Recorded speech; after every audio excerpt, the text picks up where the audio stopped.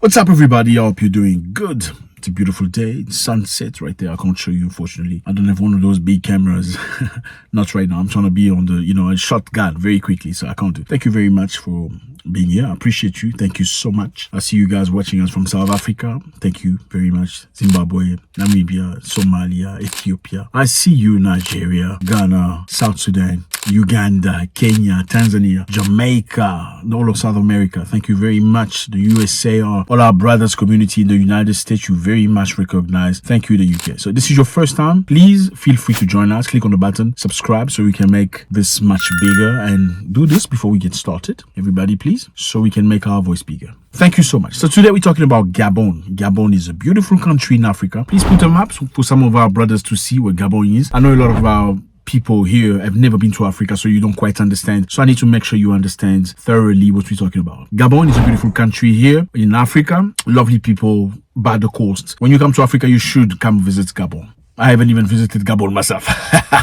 How crazy is that? Anyway, so Gabon has shut off internet. Yes, they have shut off internet nationwide to impose curfew as Bongo, who is the president, seeks new term. President Bongo, who succeeded his father, seeks a third term. So again, fellas, Gabon is a beautiful country. They have cut off internet. People have no access to internet right now as we speak because the president, or the ex-president, I don't even know how to say it, wants to be re-elected for the third time. So Ali Bongo Dimba sought re-election for a third term against his main challenger, Albert Odo Osa, a consensus candidate filled with 6 main opposition parties under a coalition movement in 2023. It's very sad, fellas. I mean, I'm not going to get into the depth of this. This is one of the biggest diseases in Africa. These leaders don't want to leave power. This is the problem. Okay, I don't care whether you do good or you do bad. Democratic system means you need to be there for a certain amount of time. After that amount of time, whether it's 1 term or 2 terms, you need to leave power to other people. Okay, so Mr. Bongo, okay, is a son of an ex-president. In other words, his father was an ex-president. He ruled the country for over 41 years. Yes, his father was a president for 41 years. After his father's death in 2019, he took over the power. Okay, so he became president of the republic. He's married to a French lady, I believe. And since then, he is the president. It comes to kingdom, right? When it's a kingdom, then a child can succeed their father. It's not in democracies, because it makes no sense to say that. Are you telling me in the whole of Gabon, in all of country, all of a republic, a community, the only person that's capable of succeeding the former Omar Bongo is his son? It makes no sense. And this is very sad because the people of Gabon are tired. They've come into the street asking for change. The idea is not necessarily to change president. I feel like if you are a good president to your people, they're most likely not going to be deranged by you staying in power. But if people want you out of the power, it means they can feel that you're not doing much for them. I mean, look at England. England, the queens and the kings, whatever. They've been there for centuries. I know they say they don't run the country,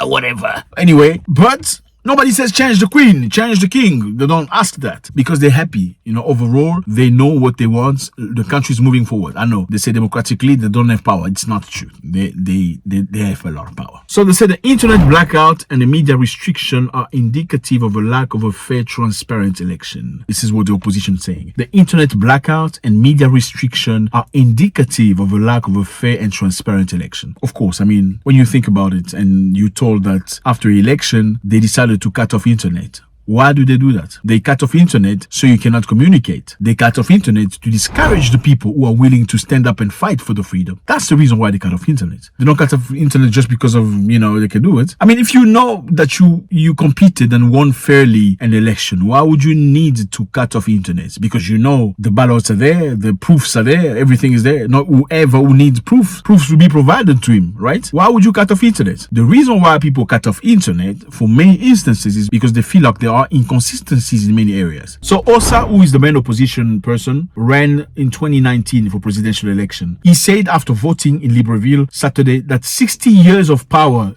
within Bongo hands is too much. 60 years of power in one family. And this is not a kingdom, fellas. This is a country. Gabon was colonized by the French. Okay, like many other African countries, colonized by the French. They live by the French. Everything is French. A lot of industry is French. A lot of enterprises, business are all French. So most of the time, French people benefit. There are many French military bases in Gabon. So Gabon, in other words, is an extension of France in Africa. Gabon is one of the few countries in West Africa that officially accepted men and men being together, women and women being together, unlike many other African nations in that side. I'm not saying whether it's good or bad, that's whatever your judgments to make. But for many Africans in that side of Africa, they do not acknowledge or accept that type of mentality. Gabon openly, against all other African nations on that side of Africa, said, you know what, we are okay with it, we are fine with it.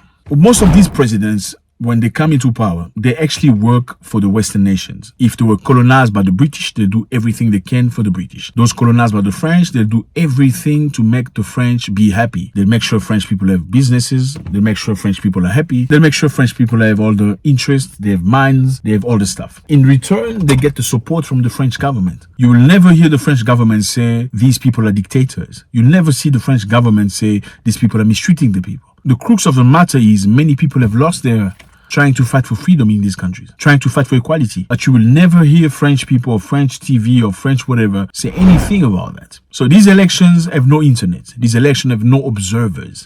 Not international observers, no local observers. This election has no TV broadcast or radio broadcast talking about it. Absolutely, it's in the complete blackout. Now you tell me this is a fair election.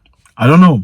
Is it a fair election? Are things going to be done properly? It's a big question. The bottom line is, in Africa, many people come to power. They don't want to leave the power. That's the problem. Instead of working for the people, they work for their families and their pockets. And they can sacrifice their own people so they can have interest coming from Western nations. They know they just need support from Western nations. As long as the Western nation don't call them dictators, they can do whatever they like and stay in power for long. 60 years in one family, in a democratic country. I think it's time to clear up things. If Mr. Bongo won the election honestly, then he fairly deserves, according to the law of the country, to be president. But if, however, the elections are rigged and people are arrested and people are thrown into jail, people are beaten somehow, then I think people deserve what's really best for them. Gabon is a beautiful country that has a lot of oil, very much lacked for its oil, a lot of reserve, a lot of deposit of oil. Rich country, and lots of people live miserably. How do you explain that? I think it's about time Africa really rises true leaders, people who fight for Africans, like we're seeing now happening in Burkina Faso, like we're seeing now in Mali, and now in Niger, people fighting for true Africa identity. We are pretty much tired of leaders that are working for the West, leaders that are investing themselves for Western nations, leaders that don't give a about their own people, but trying to make other people happy, provided they give them the support that they need so they can stay in power forever. Africans need to understand that kingdoms are past. In democratic countries, you have to vote somebody to be your president. Let me know how you feel about this. Are the Gabonese people right to stand in the street to fight for freedom? Ali Bongo, as you can see, is not in a good health. He's been very sick for a long time now. He's a struggling man. But as you can see, he wants to stay in power. This power feels to me like drugs. It's addictive. And a lot of people have great issues. God bless.